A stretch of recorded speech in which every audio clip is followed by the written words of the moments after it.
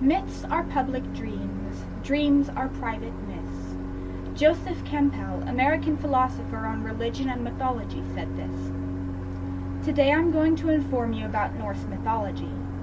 There are many aspects of this even today. In a 2013 survey by Carl E. H. Siegfried on the Norse Mythology blog, 8,000 people in the U.S. recognized their official religion as Odinism. This is an average of about one person for every small town in America.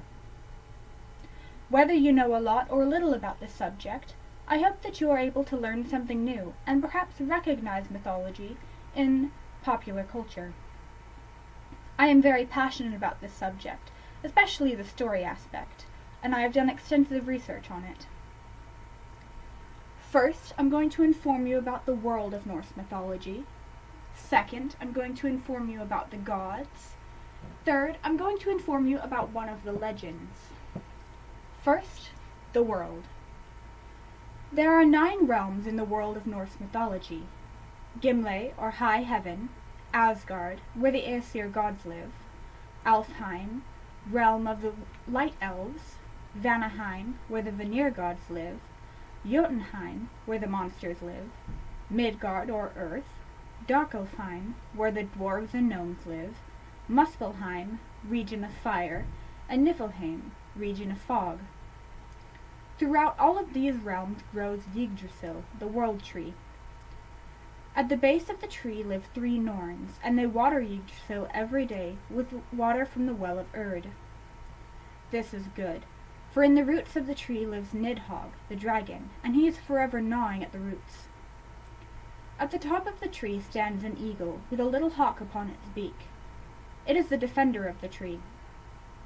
And in the middle runs Ratatoskr, the busybody squirrel, bringing lies and deceit to the eagle and the dragon.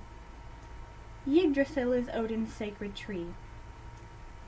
An ash I know there stands, Yggdrasil is its name, a tall tree showered with shining loam. From there comes the dew that drops in the valleys. It stands forever green over Erd's well, from the poem Völuspá in the Poetic Edda. I just informed you about the world of Norse mythology. Now I'm going to inform you about the Norse gods. There are 3 main gods in Norse mythology. Odin Allfather, god of wisdom and battle rage. He discovered the secret of the runes when he hung himself on Yggdrasil, of their language and their magic. He is the king of the Aesir gods. Thor the Thunderer, protector and defender of Asgard. He wields his magic hammer, Mjolnir. Loki the Trickster, a Jotun, but blood brother of Odin. He is the god of chaos. A few of the other Norse gods are Frey, god of fertility, and his twin sister Freya, goddess of love. Frigg, wife of Odin, Tyr, god of war, and Balder, god of light. In the Marvel adaptations of these myths, Loki is seen as the adopted son of Odin and brother of Thor and Hela. However, in the mythology, he is actually Thor's blood uncle and Hela's father. In addition to this, Laufey the Jotun is seen as Loki's father. However, Laufey is in fact Loki's mother.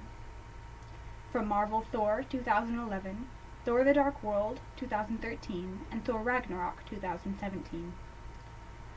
I've just informed you about the Norse gods. Now I will inform you about one of the Norse legends. How Thor got his hammer. One day, Loki was bragging about how his friends, these gnomes, were the best smiths there were. Another gnome, named Brock, heard this and was very angry. So he went up to Loki and said, "I bet my head against yours that my brother Sindri is a better smith than your friends." Loki took the bet. So Brock went to his brother Sindri and explained things. Sindri told Brock not to worry, for he was sure he could beat Loki's friends. He told Brock to keep pumping the bellows on the furnace while he made the magical items. First, he made a golden boar. Then he made a golden arm ring. And last he set a lump of iron on the forge and told Brock not to stop pumping the bellows. Then he left. But while Brock pumped the bellows, a fly came and bit Brock right on the forehead, so that the blood rained down into his eyes. So he let go of the bellows for a second to wipe the blood out of his eyes. Sindri came rushing in and exclaimed, "You have ruined us, brother!" But as he looked at the lump of iron, he realized the damage was not as bad as he thought. The iron had turned into a hammer, which was perfect in every way, except that the handle was a bit short. When the fly saw this, he flew immediately to Asgard, for the fly was none other than Loki in disguise. Brock took the 3 magical items up to the Aesir gods, so that they might judge who was the winner of the contest. When the Aesir saw the marvelous things that Sindri had made, they judged Brock the winner, and so Loki was to forfeit his head.